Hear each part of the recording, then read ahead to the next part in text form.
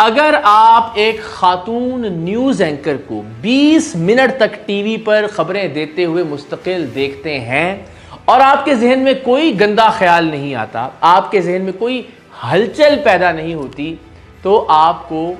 Doctor کو دکھانے کی ضرورت ہے۔ یہ میں نہیں کہہ رہا،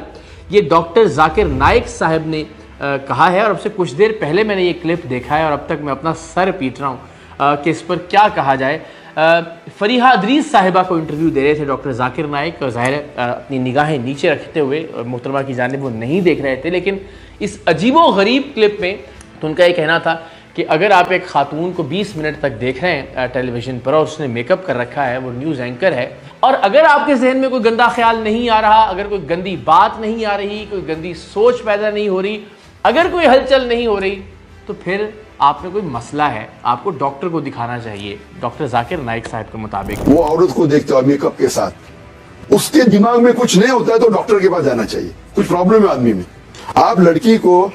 20 منٹ تک دیکھیے، آپ کے دل میں ہلچل نہیں ہوتی ہے، مطلب آپ میڈیکلی بیمار ہیں۔ بہت ساری کنٹروورسیز ہیں جو ان کی ذات سے پاکستان آنے کے بعد اٹیچڈ ہوئی، اور میرا خیال تھا کہ اس پر بات نہ کی جائے، لیکن بہرحال یہ ایک ایسا ویڈیو کلپ تھا کہ مجھے لگا کہ اب ذرا ڈاکٹر ذاکر نائک صاحب کے حوالے سے گفتگو ضرور کی جانی چاہیے۔ اس میں کوئی شک نہیں کہ ان کی بہت ساری خدمات ہیں دین کے حوالے سے، اس میں کوئی شک نہیں کہ دین کا پیغام پہنچانے کے حوالے سے وہ ایک معتبر شخصیت ہے، اور میں ہمیشہ کہتا ہوں کہ چند باتوں سے اختلاف کرنے کا مطلب ہرگز یہ نہیں ہوتا کہ آپ ان کی پوری شخصیت سے یا ان کے کاز سے یا ان کے مقصد سے یا ان کی پوری جد و جہد سے اختلاف کر رہے ہیں۔ سو یہ بات ضرور ذہن میں رکھیے گا۔ تو سب سے پہلا اختلاف تو مجھے اس بات پر ہے کہ علماء دین کو، علماء کرام کو اپنی ذات کو ذہن میں رکھتے ہوئے یہ ازیوم نہیں کر لینا چاہیے، یہ فرض نہیں کر لینا چاہیے کہ جیسا وہ سوچتے ہیں سب کے سب لوگ ویسا ہی سوچتے ہوں گے۔ یعنی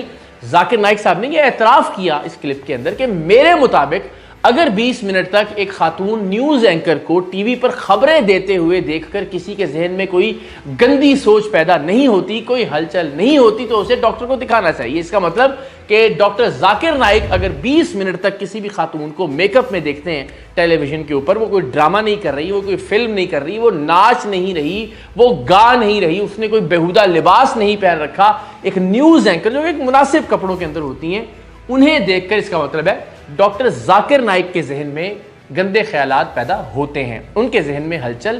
ہوتی ہے۔ تبھی وہ کہہ رہے ہیں کہ اگر نہیں ہوتی تو اس کا مطلب ہے کہ وہ ایب نارمل ہے کوئی آدمی۔ تو یہ فرض نہیں کر لینا چاہیے کہ سب کے ذہن میں گندا خیال پیدا ہوتا ہوگا۔ ممکن ہے ڈاکٹر ذاکر نائک کے برعکس بہت سارے لوگ ایسے ہوتے ہوں کہ جو خبروں پر فوکس کر رہے ہوتے ہیں، جو یہ دیکھ رہے ہوں کہ وہ کیا بات کہہ رہی ہیں، وہ فلسطین کے بچوں کی شہادت کی بات کر رہی ہے وہ نیوز اینکر، وہ بیروت میں ہونے والے حملوں کی بات کر رہی ہے، وہ پاکستان کے سیاسی معاملات کی بات کر رہی ہے، وہ مہنگائی کی بات کر رہی ہے، وہ لوگوں کا رونا پیٹنا دکھا رہی ہے جو مہنگائی سے بے روزگاری سے تنگ ہیں۔ اس پر ہو سکتا ہے بہت سارے لوگوں کا فوکس ہو، بجائے اس کے کہ وہ خاتون نیوز اینکر کو دیکھ کر اپنے ذہن میں ہلچل پیدا کر رہے ہوتے ہیں۔ تو میرا یہ خیال ہے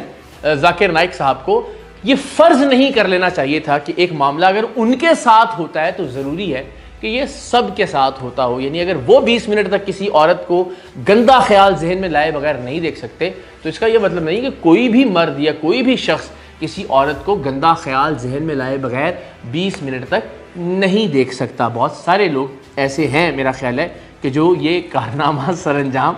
دے سکتے ہیں۔ تو پہلی بات تو مجھے اس بات پر سنگین اعتراض ہے۔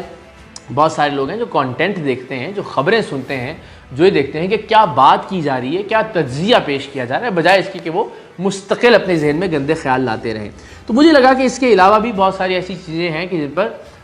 ڈاکٹر ذاکر نائک صاحب کا جو رویہ ہے وہ مناسب نہیں تھا۔ مثال کے طور پر آپ سب جانتے ہیں پی آئی اے کے حوالے سے انہوں نے جو بات کہی، بھائی اس کا میں بیک گراؤنڈ عرض کر دیتا ہوں۔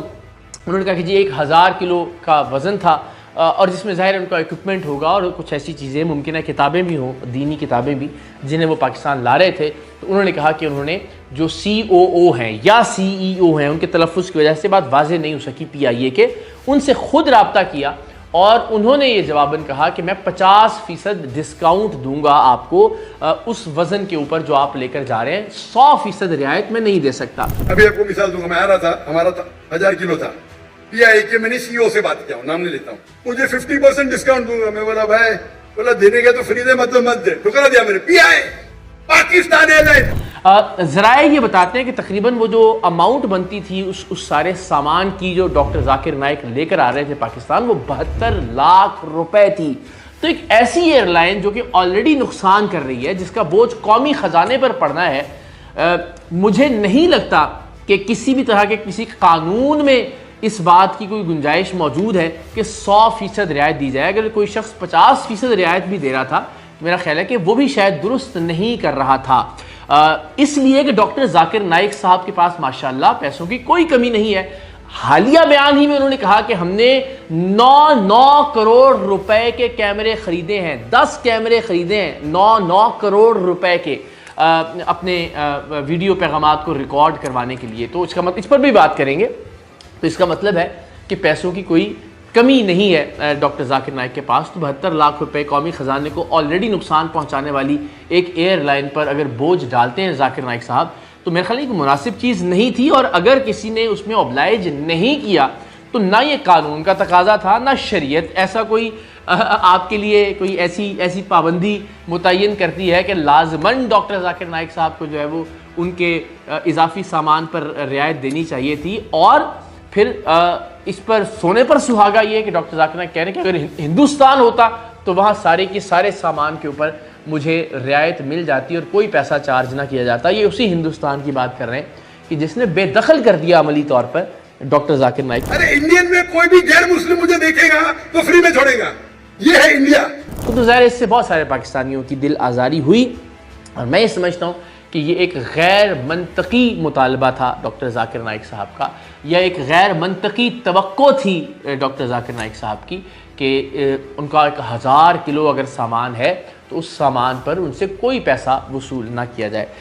तो इस तरह की बहुत सारी चीज़ें, मिसाल के तौर पर वो जो यतीम बच्चियों का मामला था उस पर भी लोगों ने तनकीद की। चलिए उसमें बहरहाल ये रियायत दी जा सकती है कि शरअन अगर कोई शख्स ये समझता है, और फिर जाकिर नाइक साहब ने तो खुद बता दिया कि वो किसी भी गैर महरम खातून को टीवी पर भी देखते हैं, खबरें पढ़ते हुए भी देखते हैं, तो उनके जहन में हलचल पैदा होती है। तो इसका मतलब है कि उनको ये रियायत तो देनी चाहिए कि बच्चियों से फिर उनको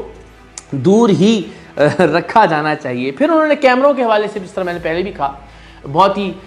फ़ख्र के साथ ये बताया कि $3 लाख का एक कैमरा हमने ख़रीदा, यानी 9 करोड़ रुपए पाकिस्तानी, और तकरीबन 10 कैमरे ख़रीदे हैं। तो चंद महीने पहले हमने इस दौर के सबसे बेहतरीन फिल्म कैमरा खरीदे, अल्हम्दुलिल्लाह। एक कैमरा, उसका लेंस $3 लाख का है, तकरीबन 9 करोड़ रुपया एक कैमरा से। वंस अगेन मुझे लगता है कि ये असराफ के ज़ुमरे में आता है,